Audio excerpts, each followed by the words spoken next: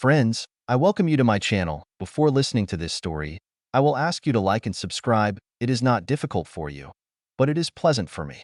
And we're starting. Joyce Harris was a 42-year-old mother of two teenage children, son Zach and daughter Louise. For the last 20 years, she has been working in a publishing house, taking breaks only when having children. Jake, her husband, had always been quite accommodating, yielding to her desires and needs, and as soon as she made the decision to return to work, he accepted and agreed with it. He has made changes to his own work-life balance to make this possible. Of course, there was no gratitude for it, but he did it for the sake of the woman he loved. In her youth, Joyce had always been a rather wayward woman and eventually got used to doing things her own way. There were many times when he and Jake had quarreled over one thing or another, but when Jake balked, and this rarely happened, he could not be moved. Joyce sulked, ranted, and at one point admitted that maybe he was right. But of course, after a long resistance.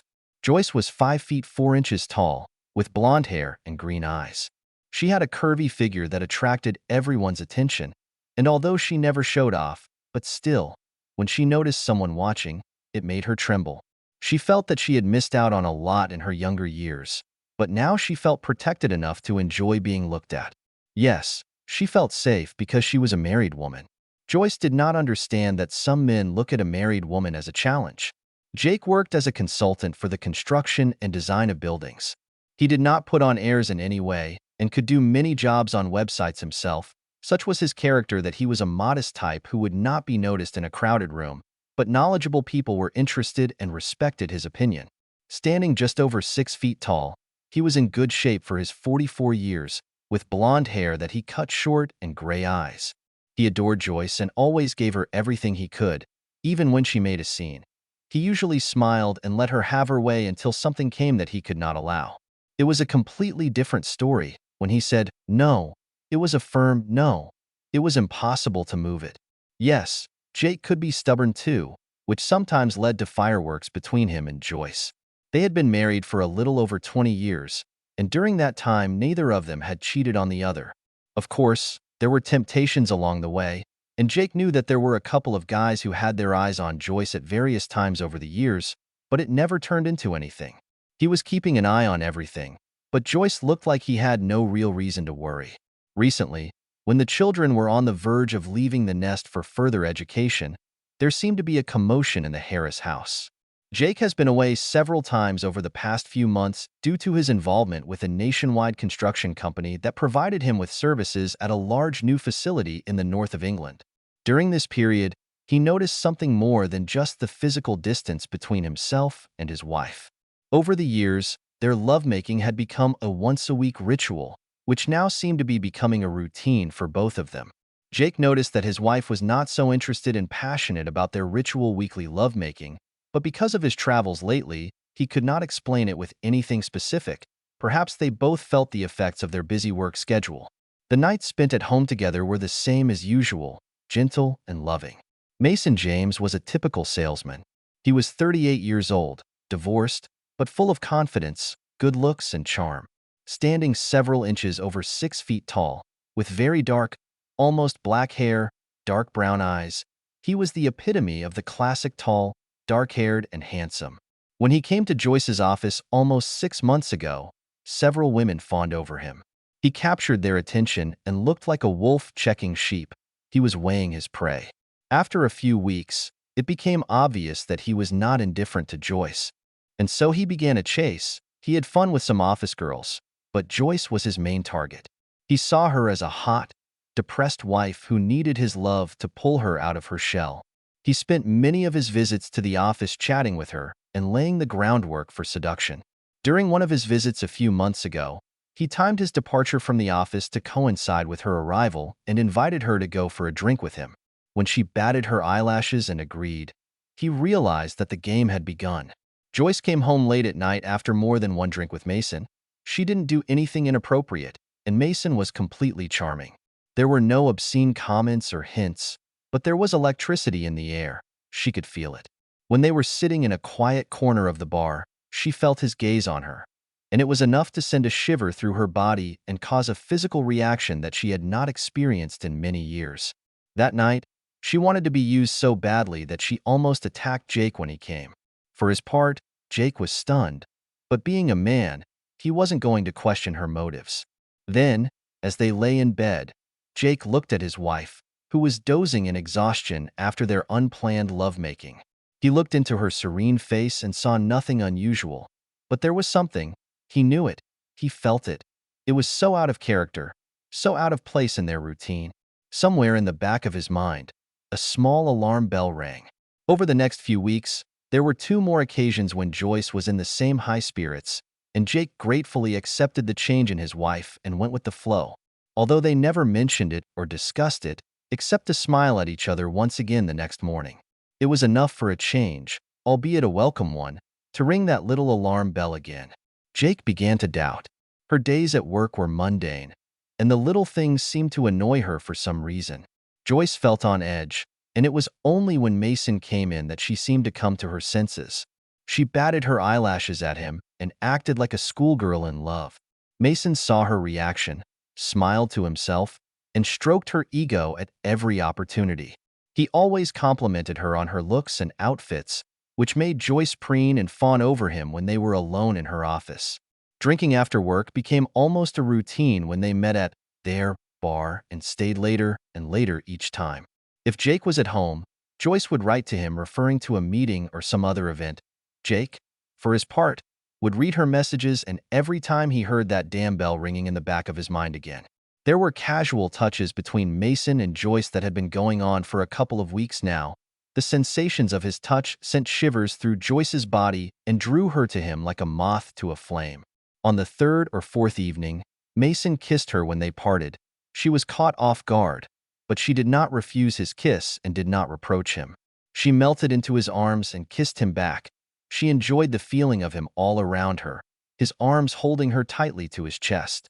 He smiled at her when she looked at him. He knew that he had her in his arms now. "How are you today, Joy?" "What is it?" he asked, entering her office the day after their kiss. Joyce looked up at him, smiling. Her cheeks flushed when she remembered that kiss. She liked the fact that he called her Joy. There was something intimate and personal between them.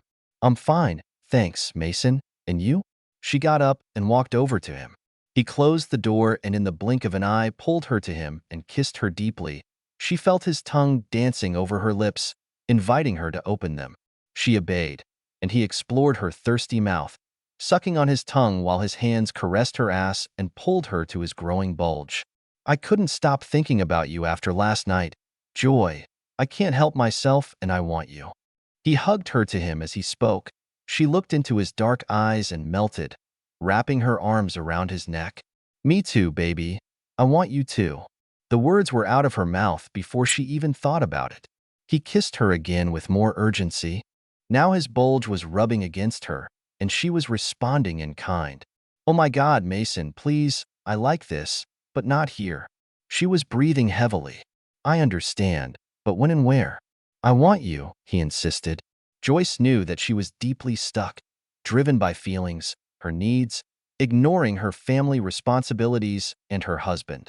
She wanted this. She had been walking this path for the last couple of months, and Mason was the perfect potential lover. Now it was time to make a decision, and her mind was working at breakneck speed, trying to find the answer. "Jake is going on a trip next week and will be away for at least 2 nights, so maybe then?" Mason kissed her again. The lovers enjoyed making a deal, and now nothing could hold them back. The phone rang, interrupting this moment and their kiss. Tousling her hair and pulling herself together, she answered the phone. "Hi, Joyce." It was Jake, and she motioned for Mason to be quiet, and he moved closer. "Hi, Jake. Are you okay? It's not like you to call me at work. Are you okay?"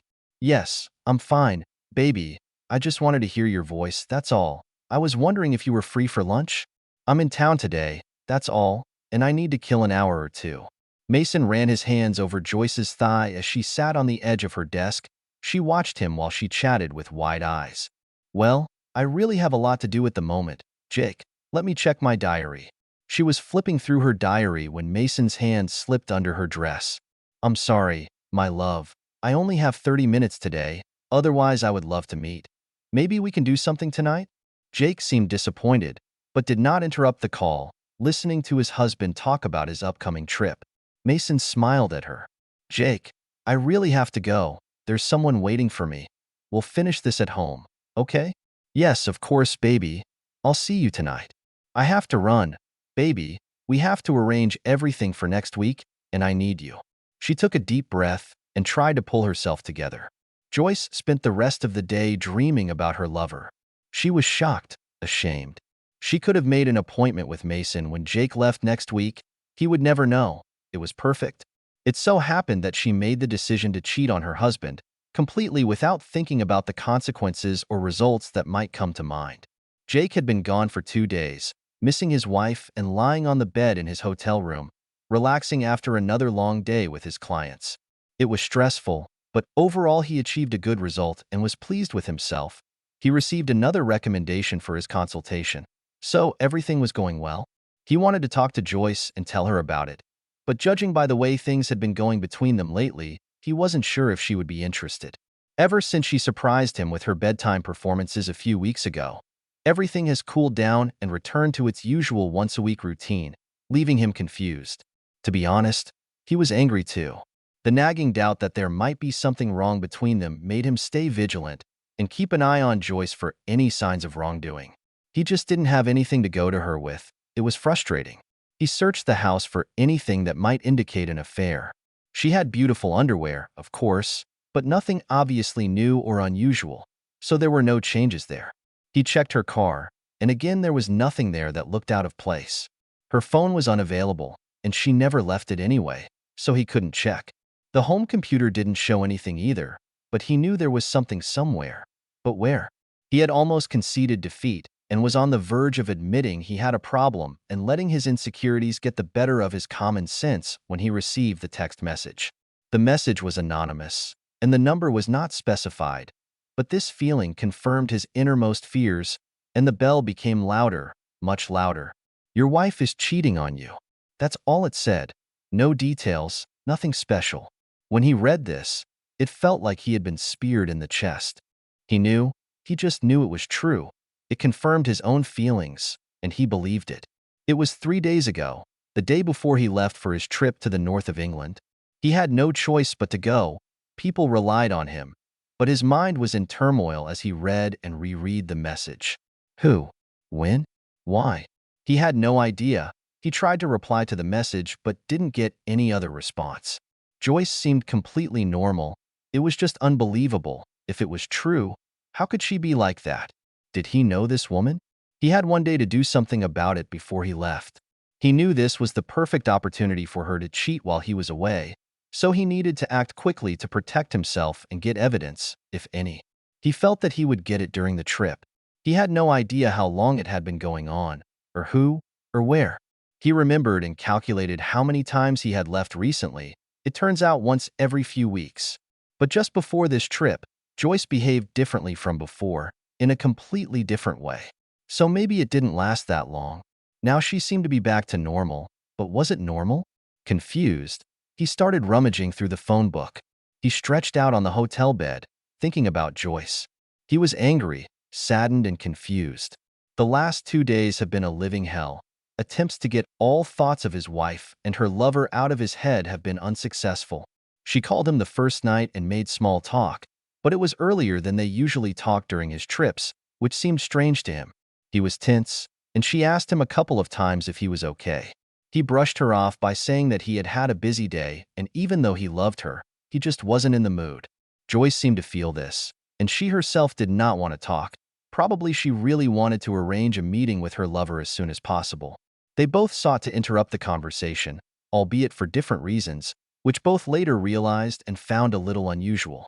Jake was saddened. Joyce felt relieved. Jake spent a restless night tossing and turning. It was about midnight when he received a text message from his contact. "Everything is fine tonight. No actions to report." Jake breathed a sigh of relief, rolled over, and fell asleep exhausted. The second day of his trip was stressful. There were no messages during the day, and he managed to complete his business in a reasonable time. At 5:30 p.m., he headed to his hotel without receiving any text messages. Perhaps he would complete his report and send it tonight instead of in the morning, which would save him a few hours tomorrow. He checked the time of the morning flights home, and then thought that if everything went as he expected, then why would he rush home? Jake was sitting at the bar. He had written his report and sent it to the customer, and now he was sipping a large Jack Daniels on the rocks. The warming effect of the drink ran through him, soothing him as he thought about the decision he had to make. An hour ago, he received the message he was so afraid of. Joyce left the house, obviously dressed for a party. He checked his phone and found a missed call a few minutes before she left the house. Obviously, it was her call to him as an alibi. He didn't listen to her message. Now he knew where she was going and who she was with. He had the guy's address and confirmation that she was there. It was a little after 8 when she left. 3 hours had already passed. Deep down he knew that his marriage was over. The lump of stone in his chest was heavy and motionless as he finished the rest of his JD before ordering more. He had stopped praying that it would all turn out to be a mistake, and now he knew without a doubt that she was cheating on him. Will he be able to return home tomorrow? He couldn't answer that question. His flight was booked for lunch tomorrow, so Joyce didn't expect to see him before 3 p.m. Even then, she was supposed to be at work. Earlier, a call to her job confirmed that she had booked a 2-day vacation, which, of course, she forgot to tell him. She must be expecting to have a long day with her lover tomorrow, so he assumed that he would receive a message or call from her saying that she would be late tomorrow, so that she doesn't have to worry about him suddenly wanting to make love to her. A cunning fool. Jake knew he couldn't accept her betrayal. The thought of her being with another man made him angry and physically hurt. No, he would like to get his pound of flesh and then some more, but a quick confrontation would not give him that, so he needed a plan. Yes, a plan of retaliation, with pain for those concerned, would meet all the requirements. A couple more JDs, and he felt a warm glow envelop him. He looked at his watch. It was almost 12:30. There were no messages or updates on his phone, which was a bad sign. At about the same time, Mason turned off the bedside lamp and enjoyed Jake's wife for the second or third time that night. Joyce was giggling. "Relax, baby. Just relax." He pushed again. He felt her choking and sputtering, but he held her tightly, encouraging her with words. Joyce heard, but didn't understand, until she felt him push her and squeeze her head tightly. She felt used, but that was what she wanted, wasn't it? Mason was a strong and dominant type, the exact opposite of Jake. Jake. Oh my God, Jake. She realized where she was, and for the first time that night she thought about her husband. She suddenly felt guilty for the first time in what must have been weeks when she realized what she had just done. Mason realized that she was feeling guilty, so he pulled her to him and kissed her hard. He held her tightly until she calmed down. "Baby, relax. It will be so good in a minute, my love. Trust me." Maybe he could have sex with her this morning. The couple fell into a deep, satisfied sleep. Jake woke up at 6:30 a.m. He had another restless night of sleep. He felt terrible. His head was splitting, so he headed for breakfast.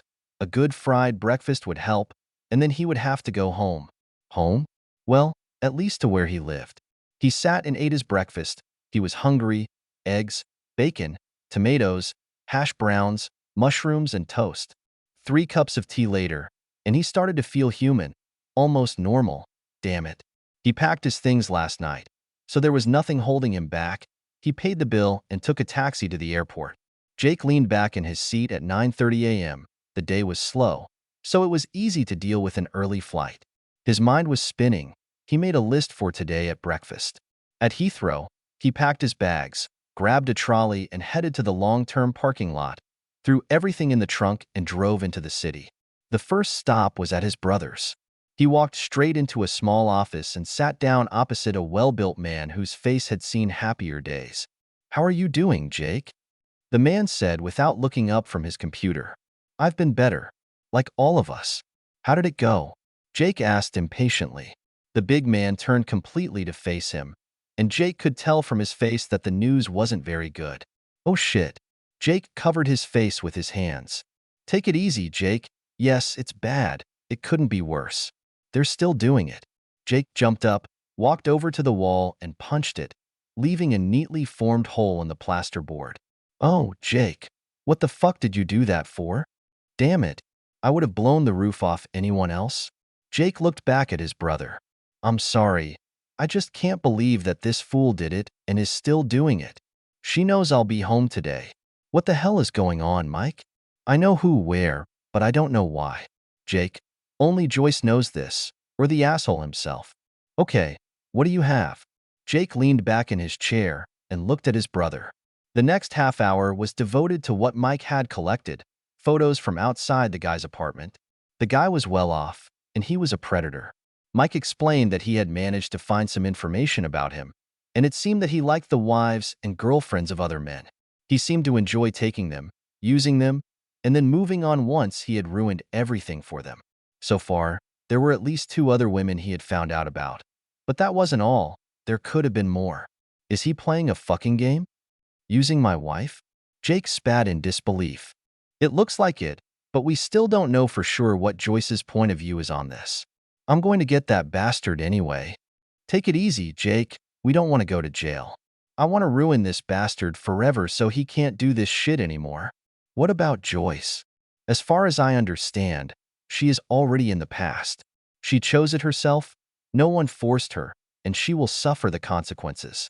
Mike looked at Jake and saw this family trait of stubbornness. He knew it well, and it was something he shared. There will be no turning back now. Okay, so do you know what you need to do today? Jake nodded sadly. Yes, I have a list. I made several calls on the way. By now the locks are being changed in the house. The bank accounts have been cleared. I have an appointment with my lawyer tomorrow morning. I'm going home to throw her shit out on the street. I mean, pack it all up nicely and leave it for her to collect. Everything else can wait. Jake, take my advice. Don't stay in the house. Go find a secluded place for a few days. Let the cheater sweat. Yes, maybe it's a good idea. You have? Mike tossed him a bunch of keys. As much as you want. Now move. You don't want to run into her, do you? Jake turned around, walked out the door, and headed home. On the way, he was angry about what he had heard from Mike. He had something to check, and he had very little time before Joyce returned home after her holiday. He pulled into the parking lot of his garage and clicked the bottle opener, but it didn't work. This was a confirmation that the locksmith had already worked. He got out of the car, and when he reached the door, the locksmith ran up to him, holding a bill and a bunch of keys. Mr. Harris, I'm done with the locks. Here are the new sets of keys. I also reprogrammed the garage opener. This is a new remote for it. Thank you.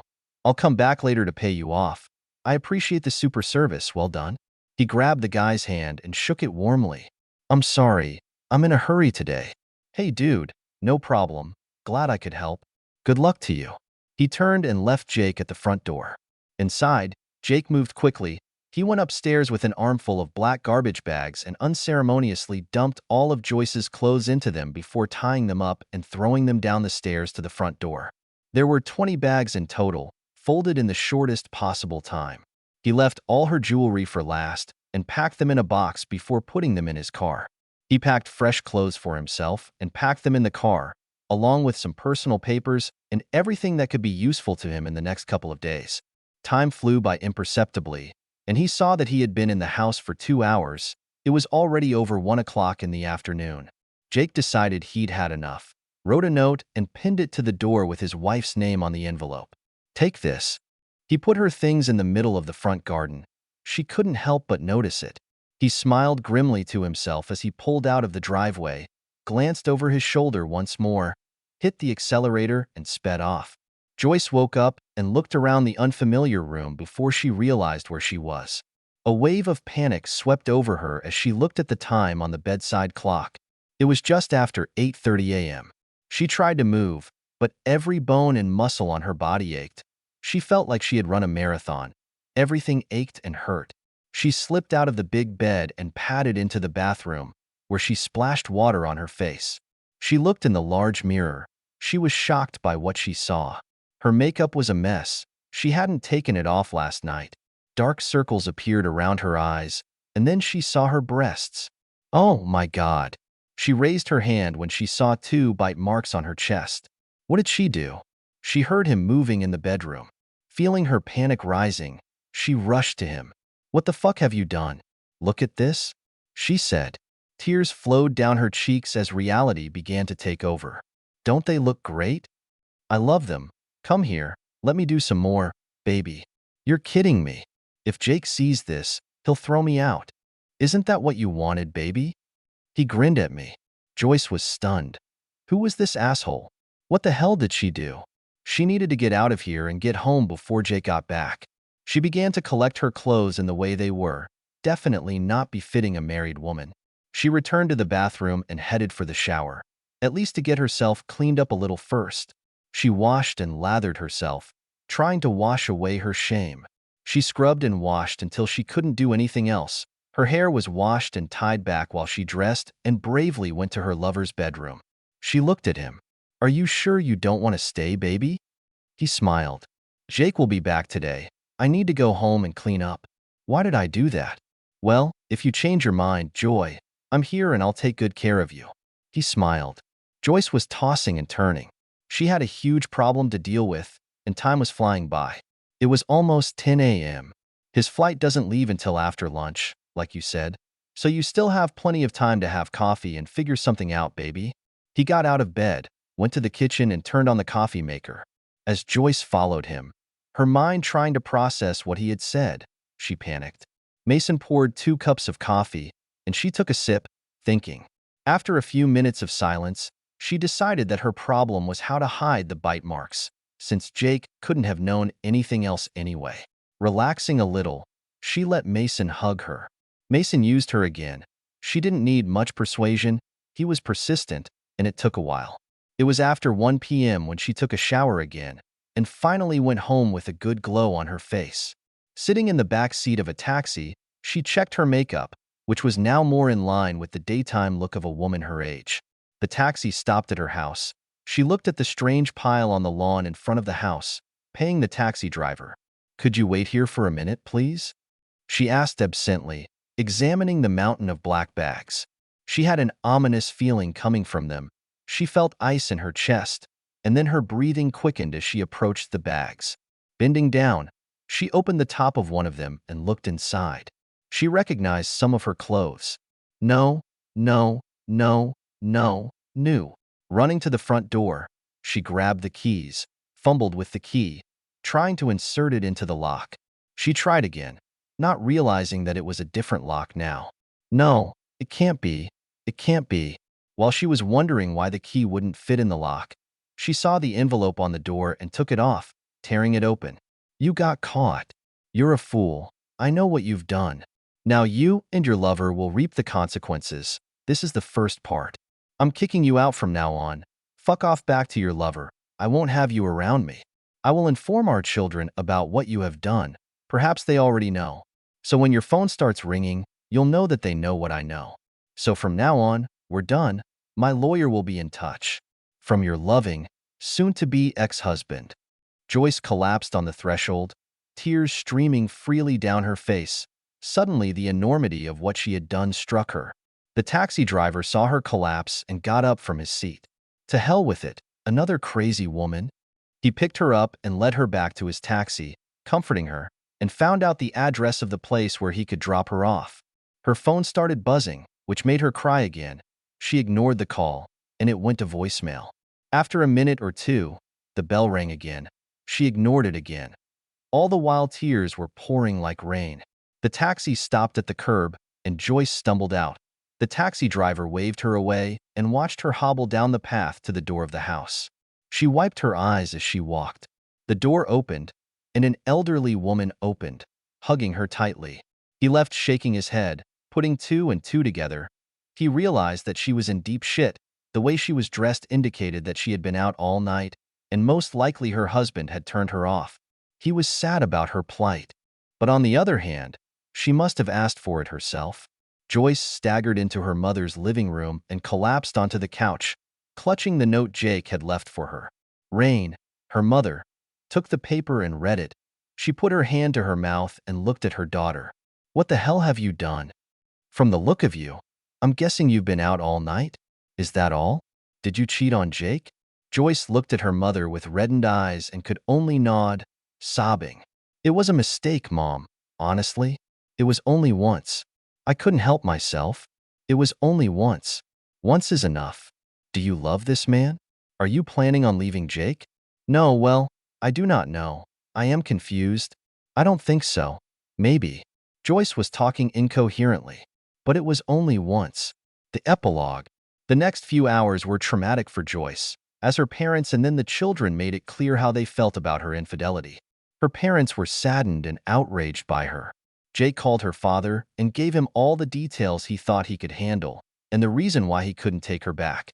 He also contacted the children, and after meeting with him, the children also disconnected Joyce. In general, she didn't have anyone who could take her side. Mason didn't give a damn about the chaos he had caused. The papers were filed quickly, and photographs were provided, which in themselves were quite killer. Although there was no video evidence of the actual act, the photos taken through the window were enough, along with the time frame, to prove that she stayed with Mason overnight. Joyce couldn't offer any explanation that resembled anything coherent or in any way plausible to justify her behavior. She accepted it. Mason turned out to be a first-class asshole in the eyes of the office staff and was forced to resign within 2 weeks after Joyce and Jake's marriage collapsed. Leaving on his last day, he went into a bar and, as usual, sat looking at the women. He never noticed the stocky guy and his friend who came in a few minutes later. The next day, he was found beaten to a pulp in his car. He was brutally and systematically beaten from head to toe. Bones were broken. It was really a very thorough job. Even his pride and joy did not escape attention, and his testicles, well, they will never be useful again. He was alive, but barely. The answer to the question about the original text message? Well, it took a while, but Mason admitted that he sent the messages himself. It was all part of the kick he was giving, destroying the relationship. It was his hobby to use his wife, knowing that the husband knows or at least suspects what is going on. That was what got his balls smashed. He was cold and calculating in his pursuit and seduction of his chosen target. Perhaps he succeeded in his quest, but that was the end of it. Jake did not forgive his wife. It was not in his rules. She made her choice. And there was no way back, even if it was only once. Yes, that's right.